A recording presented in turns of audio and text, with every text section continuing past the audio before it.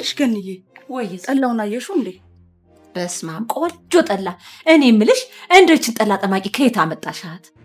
ሆቴል ቤት ምግብ ሰሪዋ። እውነትሽን ነው?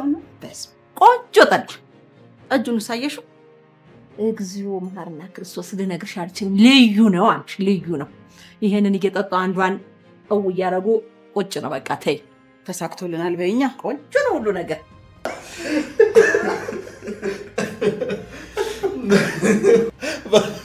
በነገራችን ላይ ዳዲ ከቤት እንዳልወጣ ፈርዶብኛል። ስለዚህ ሙሽራ ምን ነበር የሚባለው? የጠጅን ስራ እንደዛ እንደሆን ተፈርዶብኛል። ስለዚህ ወደ እኔ እስክትመጡ ድረስ ቺርስ ጠጡልኝ ባካችሁ። የእነሱን እንጃ እንጂ እኔስ በቅርቡ ወደ አንተ ጋር መምጣት አይቀርም። ያው ስለዚህ በሩን ክፍት አድርገህ ተወለ ማለት ዶክተር ማን ነው ማለት ፋኑኤል።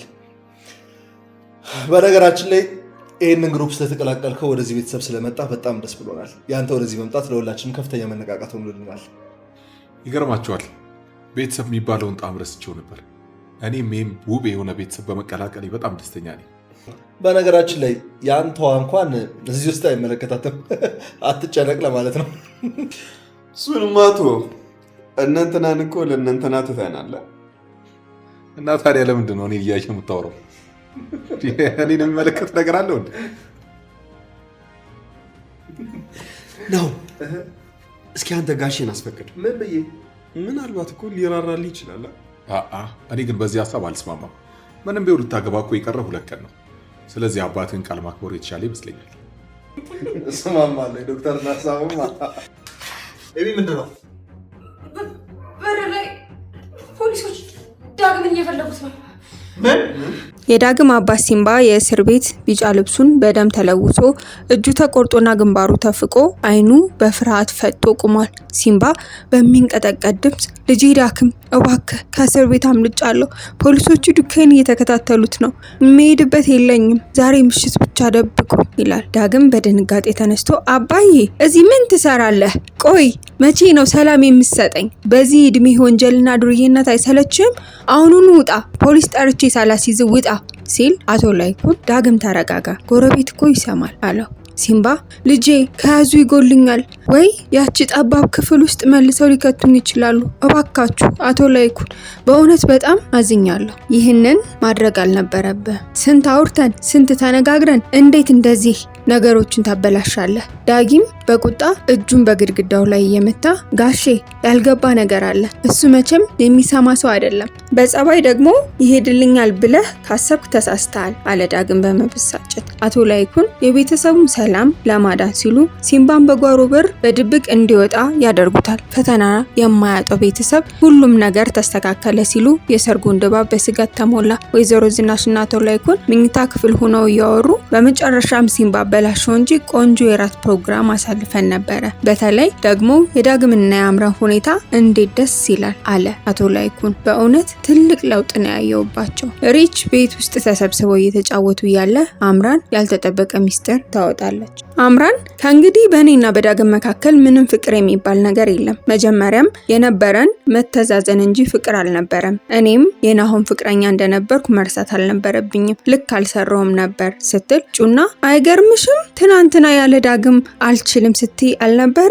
አሁን ባንዴ ምን ተቀየረ? ወይስ ዶክተር ፋኑኤል ልብሽን ሰረቀው? ስትል አምራን ፈገግ ብላ ዶክተር ልዩ ሰው ነው፣ በሱ ውስጥ አዲስ ተስፋ ነው ያየሁት። ዳግም አሁንም ላንቺ ክፍት ነው፣ አንቺ ደግሞ እንደምትፈልጊው አውቃለሁ አለቻት። ጩና አሁን መንገዱ ክፍት ነው ማለት ነው? እኔማ ዳግምን ከድሮ ፈልገው ነበር፣ ግን ላንቺ ብዬ ነው የራኩት። አሁን መንገዱ ክፍት ከሆነማ እቆሰቁሰዋለሁ አለች በደስታ። አምራን አሁን አይኖቿን ወደ ዶክተሩ ፋኑኤል አዙራለች። ስለሱ ደግነት፣ እርጋታ ስታወራ ፊቷ ይበራል። ይህ ደግሞ በአምራንና በዶክተሩ መካከል አዲስ ፍቅር መፈጠሩን ይጠቁማል። እናንተ ምን ታስባላችሁ? ሀሳባችሁን አጋሩኝ። ዳግም ለብቻው መኪና ውስጥ ተቀምጦ ያለ ስልኩ ጠራ።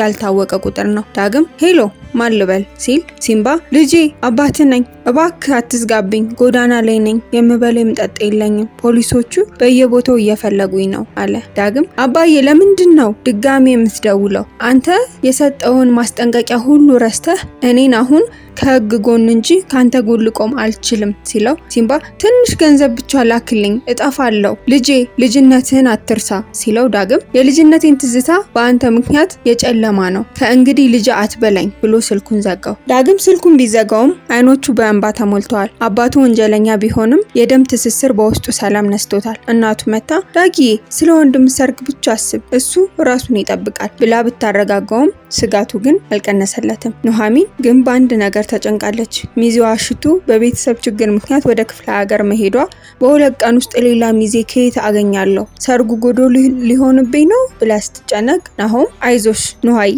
አንድ መላ ይፈለጋል፣ ዋናው እኔና አንቺ መገኘታችን ነው ብሎ ሊያጽናናት ይሞክራል። አቶ ላይኩን ከነ ኑሐሚን ቤተሰብ ሂዶ ስለ ሰርጉ ምን እንደደረሱ ሲጠይቃቸው ወይዘሮ ገኒ የሰርጉ ዝግጅት በባህላዊ መንገድ ለማድረግ ወገቤን ታጥቄ ተነስቻለሁ። የኑሐሚን አባት ይህንን የሚያክል በሬ ገዝቼ ድንኳኑን አስፍቼ የልጄን ሰርግ እኮ የሰፈር መነጋገሪያ መሆን አለበት አለ። ወይዘሮ ገኒ እኔም ያ የድሮ ሰርግ ናፈቀኝ፣ ጭሱ፣ ወጡ፣ ድንኳኑ፣ ሆታው፣ ሆቴሉን ስትሉኝ ከፍቶኝ ነበር፣ ግን እንደ ቤት ምን አለ ትላለች። ምንም እንኳን የሲምባ መምጣት ውጥረቱን ቢፈጥርም የሰርጉ ዝግጅት ግን አልቆመም። አቶ ላይኩንና ባለቤቱ የድሮውን አይነት ደመቅ ያለ ሰርግ ለማድረግ ቆርጠው ተነስተዋል። አቶ ተሰማና ወይዘሮ ገኒ መጥተው የእነ አቶ ላይኩን ግቢ ውስጥ ድምቅ አድርገውታል። ምሽቱ ለየት ያለ ነበረ። በአቶ ላይኩን ግቢ ውስጥ የናሆምንና የኑሐሚንን ሰርግ ዋዜማ በመሆኑ ለጎረቤት ለቤተሰብ ሳቅ ያስተጋባል። ድግሱ ድባብ ልዩ ነው።